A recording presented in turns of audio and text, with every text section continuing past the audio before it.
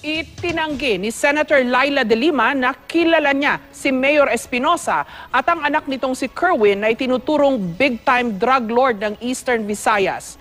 Ito'y sa gitna ng paglutang ng litrato kung saan nakitang magkasamang senadora at ang nakababatang Espinosa. Samantala, tinalakay sa Senado ang ethics complaint na isinampa laban kay De Lima tungkol sa di manoy pagkakasangkot niya sa kalakaran ng illegal na droga sa New Bilibid Prison. May report si Lia Manialac del Castillo.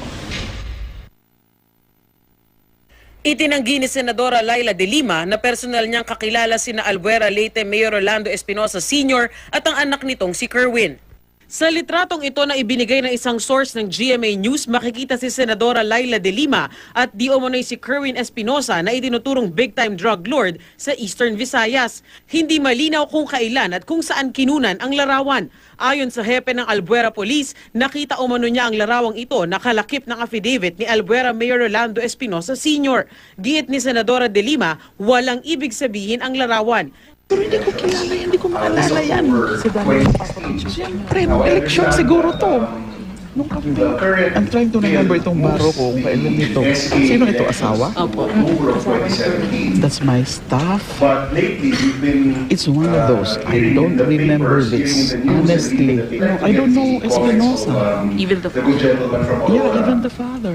It's just one of those. Pero siguro, this might possibly still change. galing-galing talaga nila, hinahanap, kakalkal sila ng mga... I'm trying to remember itong setting kung saan Thank you, ito. Mr. President. I thank the gentleman from Nagpa-picture lang those yan. kind words. And, One of those. But there were, hindi yan yung something like an arranged meeting or what. Chance lang siguro yan kung Baguio. During the campaign period, chance lang ito. Yan, staff ko yan. Umiikot lang siguro kami at lumapit yan. Wala pang reaksyon si De Lima hinggil sa affidavit ng nakatatandang Espinosa tungkol sa mga kasabwat di umano ni Kerwin sa operasyon ng iligal na droga. Samantala, tinalakay na ng Senate Committee on Ethics and Privileges ang reklamong isinampa ng abogadong si Abelardo de Jesus laban kay De Lima. Pero hindi raw muna agad tatalakayin ng komite ang merito ng reklamo dahil kailangan daw munang desisyonan kung may jurisdiction ng komite sa reklamo. That is why it is not easy for us to just take over jurisdiction or to dismiss because of underlying factors. I'm pretty sure it's just again one of those harassment tactics that's being hurled against me. I'm being subjected to a lot. They're trying to break my spirit. They will never succeed. Bukod kay De Lima, nadadawit din ang pangalan ni Pangasinan 2nd District Board Member Raul Sison sa di umunay kalakaran ng iligal na droga sa New Bilibid Prison. Sa drug matrix na inilabas ni Pangulong Duterte, makikitang nakadugtong ang pangalan ni Sison kay dating Pangasinan Governor at ngayon Congressman na si Amado Espino Jr. Pero hindi malinaw sa matrix kung ano ang kanyang papel. Sa politika? Oo, kasi hindi naman pwedeng yung taga-Tarlac ang maninira sa akin eh. Kaming dalawa ni Gubispin, isa lang yan. Nauna na ring itinanggi ni Espino ang aligasyong sangkot siya sa umano'y Bilibid drug trade. Lia Manialac del Castillo, GMA News. Nalagasan ng 15 ang puwersa ng militar sa pagpapatuloy ng opensiba laban sa grupong Abu Sayyaf. 30 naman ang napapatay na bandido. Kasunod nito, magpapadala raw ng dagdag na 3,000 mga sundalo para tuluyan ang pulbusin ng Abu Sayyaf. Live mula sa Patikul sa Sulu, may report si June Veneracion. June? Jessica, sinusundan ng mga sundalo ang bakas ng mga Abu Sayyaf ng sinundan nila ang mga ito para habulin sa bayan nga ng Patikul kahapon. Pero ang paghahabol ay nauwi sa madugong engkwentro, 15 sundalo ang patay. Walang pinipiling oras, umaga man o gabi, tuloy ang pagkanyo ng Armed Forces of the Philippines sa mga pinagtataguan ng Abu Sayyaf Group sa Sulu.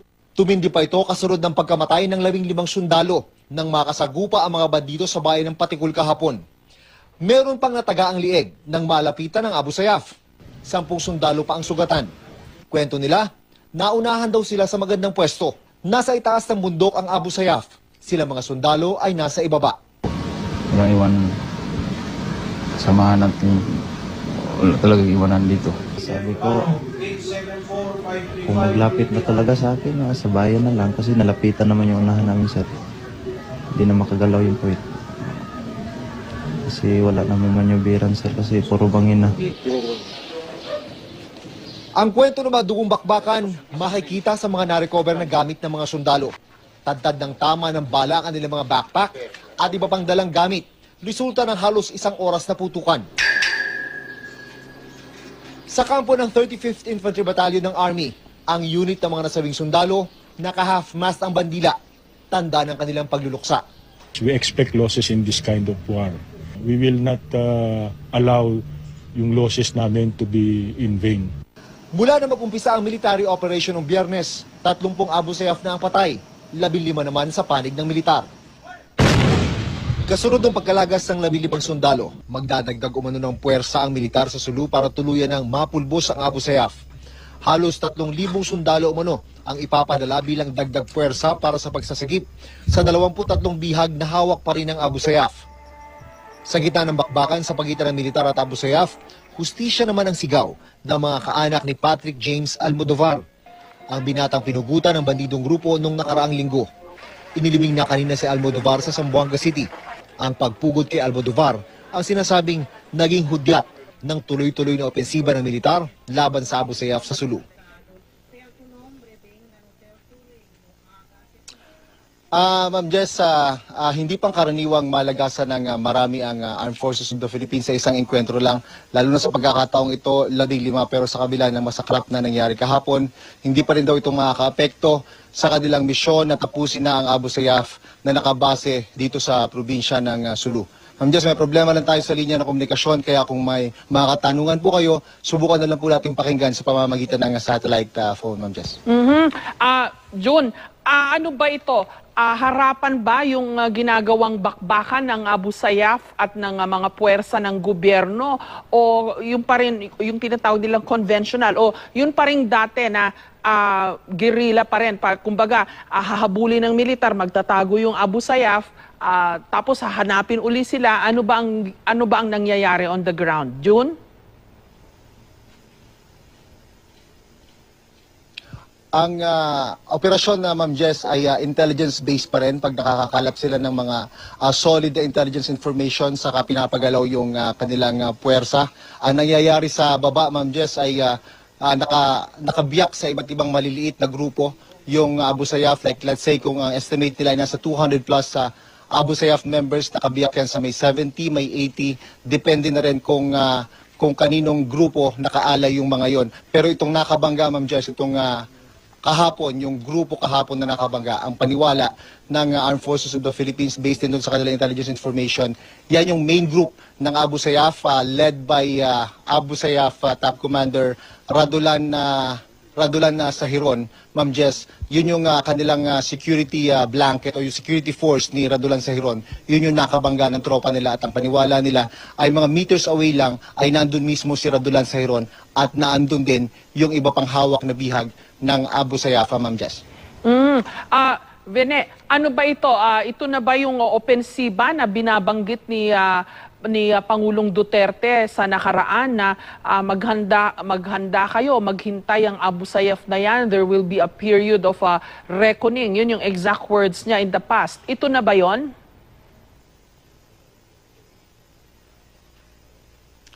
Mukhang ito na nga yung nakikita natin, Ma'am Jess, yung pahayag na yan ni Pangulong Rodrigo Duterte. Ang paniwala ko, ginawa niya yan after niya mabalitaan na yung isang bihag ng Abu Sayyaf, local captive ito, ay pinugutan ng Abu Sayyaf dahil hindi nakapagbayad ng ransom, at nagbigay siya ng statement na yan. Pagkatapos noon, mga parang ilang araw lang yata ang lumipas at nagkaroon na ng pagsiklab ng mga operasyon dito. Friday, nung nagkaroon ng matinding engagement yung Armed Forces of the Philippines dito sa mga miyembro ng Abu Sayyaf, at ang paniwala ko ng mga malaki-laki rin yung mga body count na nahugot ng mga militar, mga casualty, fatalities ng Abu Sayyaf, at ang latest count nga mula Friday hanggang ngayong araw na ito ay nasa 30 na Abu Sayyaf members yung nalalaga sa kanilang hanay dahil nga itong sa military operation ng AFP dito at mukhang pasimula pa lang ito. Nakikita natin na may mga indikasyon na may mga parating pa na karagdagang puwersa ng armed forces. At yun naman ang sinasabi rin talaga ng gobyerno na magbubuhos pa sila ng karagdagang puwersa dito sa Sulu, Ma'am Jess. So, ang casualty count as of now, 15 Kia sa gobyerno killed in action, 30 Kia killed in action naman sa panig ng Abu Sayyaf. Ano ang, kasi in the past, June, no, correct me if I'm wrong, sa ganitong mga operasyon, parang cat and mouse game yan, di ba? Hahanapin sila ng militar, mag-engage sila konti, tapos magtatakbuhan na naman hanggang i-ambush naman yung isang panig. Ano ang nakikita mo kung meron man na pagkakaiba dun sa mga nakaraang operasyon na kinover nyo na dyan sa Sulu or sa Basilan as far as tactic or strategy is concerned? Kasi pihado ang tatanungin ng mga nanunod sa atin, ayan na naman, naghahabulan na naman sila sa Sulu at Basilan. Ano ang assurance na talagang makukuha yung mga hinahunting ng matagal na Abu Sayyaf this time?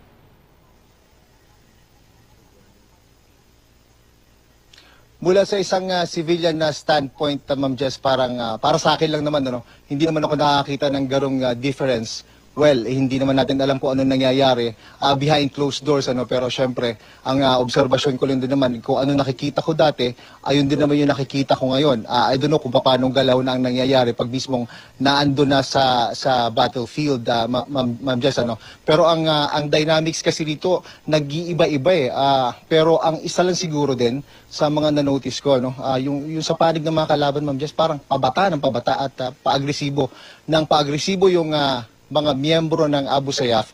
Kaya lalo ding nakakahirap sa mga engkwentro, napaka-agresibo ng kanilang mga kalaban, Ma'am Jess. At saka yung madagdag ko lang din, nung engkwentro kahapon, malaking surprise yun, big surprise yun sa Armed Forces of the Philippines. Not because of the heavy casualties na na-incur nila, kundi doon sa tagal na binabad ng Abu Sayyaf sa pakikipagbakbakan, Ma'am Jess.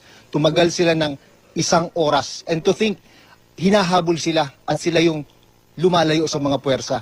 Pero sa pagkakataong yun, yun ang pinag-iisipan nila ngayon, bakit tumagal, bakit bumabad ng ganun katagal ang Abu Sayyaf. Meron sila mga naiisip na rason, pwede daw may isang, I don't know, may nagsabi rin sa akin na isang top military commander na sinasabi baka pwedeng ma-perceive lang as self-serving yung kanilang analysis, pero parang nakikita sila nila na merong nasugatang malaking leader ng Abu Sayyaf doon sa enkwentro na yon, kaya hindi talaga sila nagdi-disengage ng ganong kadali, Ma'am Jess. At maraming bala yung mga Abu Sayyaf, ha? Marami silang bala para makipagbakbakan ng harapan in an hour, no, June? Meron ding medyo disturbing na mga balita na may mga pinugutan daw ang Abu Sayyaf.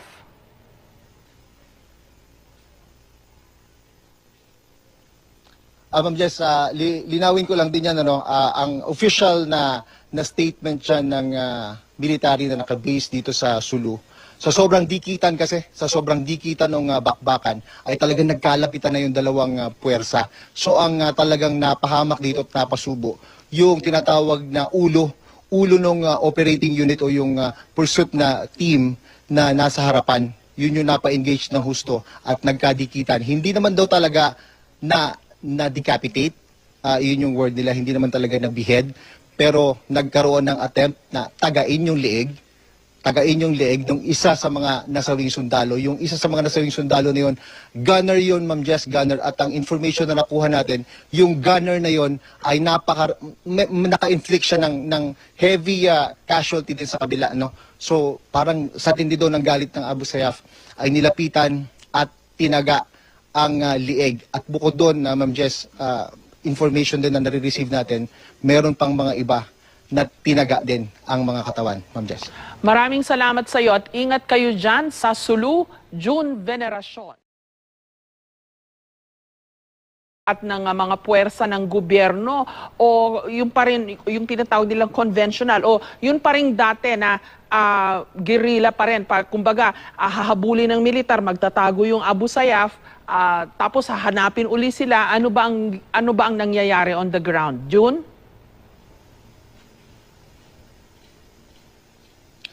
Ang operasyon na Ma'am Jess ay intelligence-based pa rin pag nakakakalap sila ng mga solid na intelligence information saka pinapagalaw yung kanilang puwersa.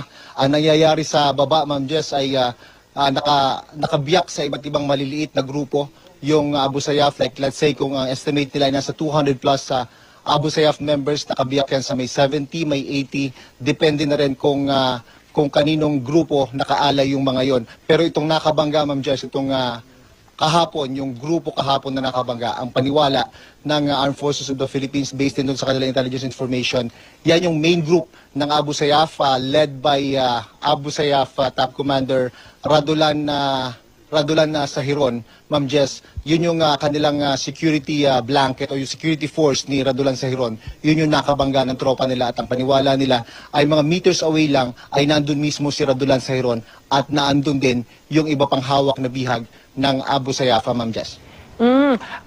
Vene, ano ba ito? Ito na ba yung opensiba na binabanggit ni Pangulong Duterte sa nakaraan na maghanda kayo, maghintay ang Abu Sayyaf na yan, there will be a period of reckoning. Yun yung exact words niya in the past. Ito na ba yon?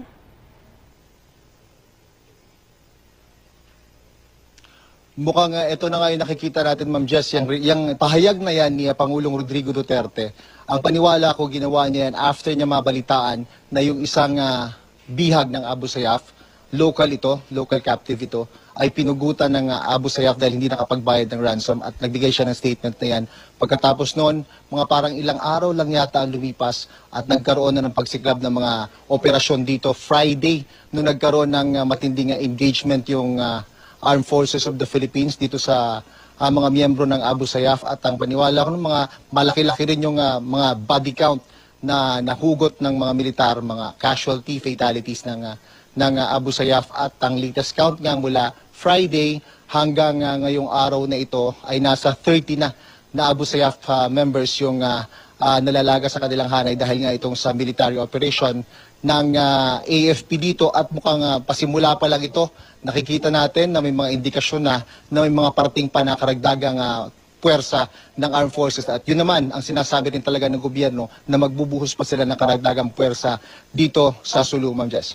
So, ang casualty count as of now 15 Kia sa gobyerno killed in action, 30 Kia killed in action naman sa panig ng Abu Sayyaf.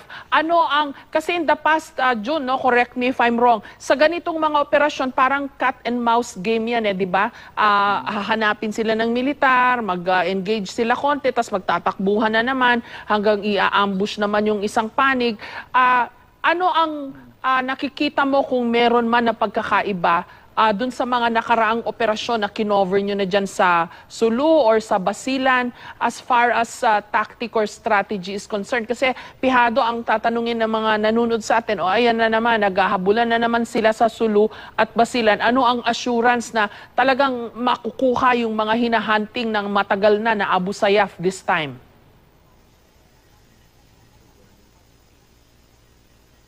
Mula sa isang civilian na standpoint, Ma'am Jess, para sa akin lang naman, hindi naman ako nakakita ng garong difference. Well, hindi naman natin alam kung ano nangyayari behind closed doors, pero syempre, ang obserbasyon ko lang din naman, kung ano nakikita ko dati, ayun din naman yung nakikita ko ngayon. I don't know kung paano galaw na ang nangyayari pag mismong naando na sa battlefield, Ma'am Jess, Pero ang dynamics kasi dito, nag-iiba-iba pero ang isa lang siguro din, sa mga na-notice ko, yung sa panig ng mga kalaban, Ma'am Jess, parang pabata at paagresibo yung mga miyembro ng Abu Sayyaf. Kaya lalo ding nakakahirap sa mga enkwentro, napaka-agresibo ng kanilang mga kalaban, Ma'am Jess. At saka yung madagdag ko lang din, nung enkwentro kahapon, malaking surprise yun, big surprise yun sa Armed Forces of the Philippines. Not because of the heavy, 10 sundalo pa ang sugatan. Kwento nila, naunahan daw sila sa magandang pwesto. Nasa itaas ng bundok ang Abu Sayyaf. Sila mga sundalo ay nasa ibaba. Walang iwan. Samahan natin. Wala talagang iwanan dito. Sabi ko, kung maglapit na talaga sa akin, sa bayan na lang. Kasi nalapitan naman yung unahan namin sa hindi na makagalaw yung puwit. Kasi wala naman manyubiran sir kasi puro bangin na. Ang kwento ng mga dugong bakbakan, makikita sa mga narecover na gamit ng mga sundalo. Tadtad ng tama ng bala ang kanilang mga backpack at iba pang dalang gamit. Resulta ng halos 1 oras na putukan. Sa kampo ng 35th Infantry Battalion ng Army, ang unit ng mga nasabing sundalo, naka-half-mast ang bandila, tanda ng kanilang pagluluksa. We expect losses in this kind of war. We will not allow yung losses namin to be in vain. Mula na mag-umpisa ang military operation ng Biyernes, 30 Abu Sayyaf na ang patay, 15 naman sa panig ng militar. Kasunod ng pagkalagas ng 15 sundalo, magdadagdag umano ng puwersa ang militar sa Sulu para tuluyan ng mapulbos ang Abu Sayyaf. Halos 3,000 sundalo umano ang ipapadala bilang dagdag puwersa para sa pagsasagip sa 23 bihag na hawak pa rin ng Abu Sayyaf. Sa gitna ng bakbakan sa pagitan ng militar at Abu Sayyaf, hustisya naman ang sigaw ng mga kaanak ni Patrick James Almodovar, ang binatang pinugutan ng bandidong grupo noong nakaraang linggo. Inilibing na kanina si Almodovar sa Zamboanga City. Ang pagpugod kay Almodovar ang sinasabing naging hudyat ng tuloy-tuloy na opensiba ng militar laban sa Abu Sayyaf sa Sulu. Ma'am Jess, hindi pang karaniwang malagasan ng marami ang Armed Forces of the Philippines sa isang enkwentro lang, lalo na sa pagkakataong ito, 15, pero sa kabila ng masakrap na nangyari kahapon, hindi pa rin daw ito makaka-apekto sa kanilang misyon na tapusin na ang Abu Sayyaf na nakabase dito sa probinsya ng Sulu. Ma'am Jess, may problema lang tayo sa linya ng komunikasyon, kaya kung may mga katanungan po kayo, subukan na lang po natin pakinggan sa pamamagitan ng satellite phone, Ma'am Jess. June, ano ba ito? Harapan ba yung ginagawang bakbakan ng Abu Sayyaf?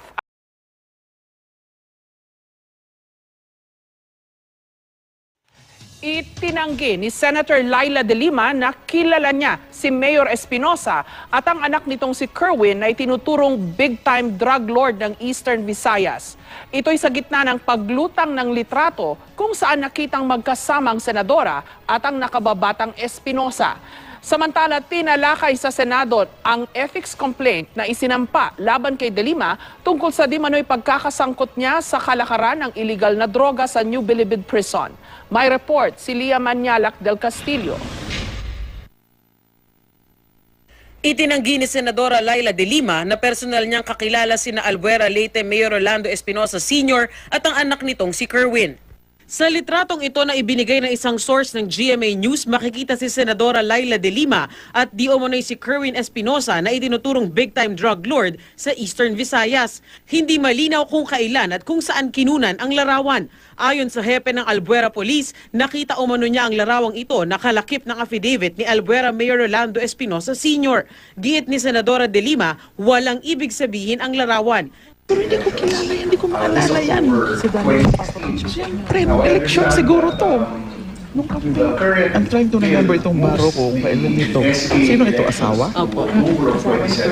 That's my staff. But lately, you've been It's one of those. I don't remember this. Honestly. No, I don't know Espinosa. Even the the good gentleman from Yeah, Aurora. even the father. Regarding It's these just one of those. Pero comments, siguro. this might possibly still change Galing-galing our talaga nila. position. Nagkakalkal sila ng mga... I'm trying to remember itong setting kung saan Thank you, ito. Mr. President. I thank the gentleman from Nagpa-picture lang his kind yan. words.